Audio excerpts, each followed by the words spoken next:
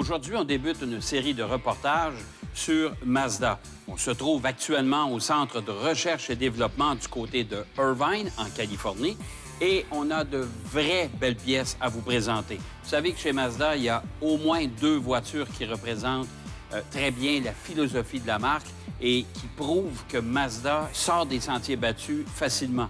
Les modèles RX avec le moteur rotatif et, bien évidemment, la Miata qui est devenue, avec le temps, la MX-5.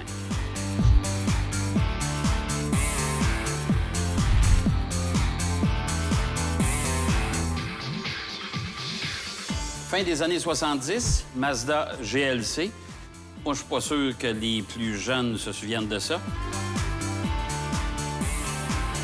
Remplacé par la Mazda 323, comme ici. Une voiture qui était très populaire chez nous. Remplacé par la suite, suivez-moi. Vous vous souvenez de celle-là? En version 5 portes ou en version berline, la Mazda protégée.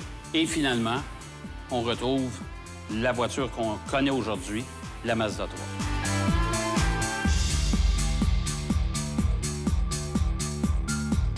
L'autre voiture qui a marqué, bien sûr, le constructeur japonais Mazda, c'est évidemment la Miata, qui est devenue la MX-5 avec le temps. Ici, on a 3 éditions de la première génération qui est arrivée au Canada en 1989. Par la suite, on a évidemment travaillé très fort pour offrir des voitures concept qui ont fait le tour des salons un peu partout dans le monde, comme ces éditions qu'on a ici à mes côtés. Il y a une voiture qui est intéressante ici que vous ne verrez jamais sur nos routes. C'est une Miata et qui a servi au bureau design pour essayer de développer la 2e génération de la Miata. Alors, la partie avant, qu'on n'a jamais retrouvée, il faut être attentif pour regarder surtout l'entrée d'air ici, dans le bouclier avant. Mais la grande particularité de cette voiture-là, c'est que le dessin des portes est différent d'un côté à l'autre. Pourquoi? Parce qu'on a essayé des choses, aller pousser plus loin, des changements pour cette voiture-là. La 2e génération de la Miata, bien, on l'a ici. Ça, c'est la génération qui a suivi. Et par la suite, on a eu les versions Mazda Speed. Il y a beaucoup de gens parmi vous qui s'ennuient de ces traitements haute performance chez Mazda. 3e génération, maintenant, de cette qui est devenue la MX-5. C'est cette version-là. Et, bien sûr, la version qu'on connaît aujourd'hui, il y en a une dans le fond là-bas. Il y en a un peu partout, mais celle qui est dans le fond là-bas, c'est la 4e génération, celle qu'on connaît actuellement. Bien, il y a aussi des voitures qui n'ont pas été restaurées encore, mais il y en a qui ont été faites, comme ce camion de série B, 1975, avec moteur rotatif. Pièce assez rare, soit dit en passant, je ne pense pas que vous en en retrouver. RX4, avec moteur rotatif, elle a besoin d'amour. Il y a beaucoup de travail à faire sur cette voiture-là. Il y a un autre véhicule que je trouve intéressant. Il y a une vieille Mazda 6 ici qui est impeccable, soit dit en passant. Elle est vraiment dans un état neuf, même l'intérieur. La particularité, là, la voiture ne fonctionne pas.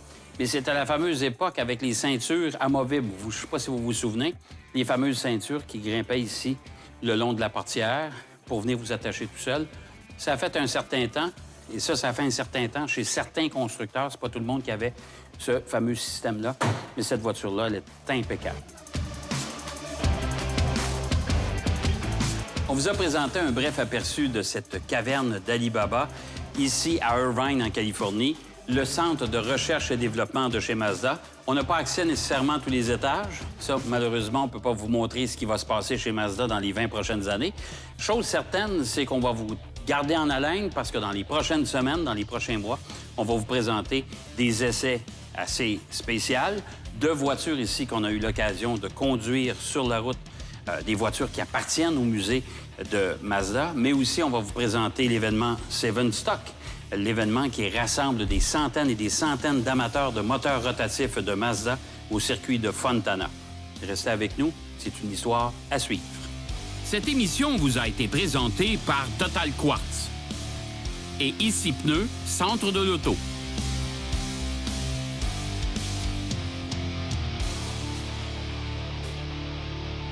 La semaine prochaine à Propulsion, Buggy contre Jeep. Les 2 bêtes s'affrontent en hors-route avec Carl et Ben Milo.